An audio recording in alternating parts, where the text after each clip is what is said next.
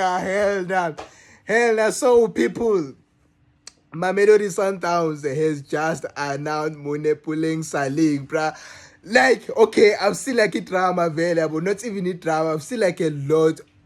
I can't even explain it. Mamelodi Sundowns just signed Munepeleng Saleng, bruh. Like, most unexpected signing after like the conflict. It is just like the same signing John Olochi. You remember like Olochi when he went to Mamelodi Sundowns was the conflict Kupagani, and then he ended up vying for Mamelodi Sundowns.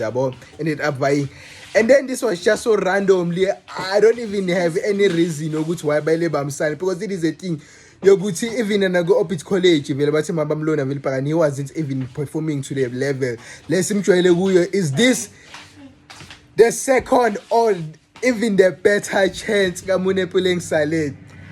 Tell me what you think, because I don't know, bruh. I don't know.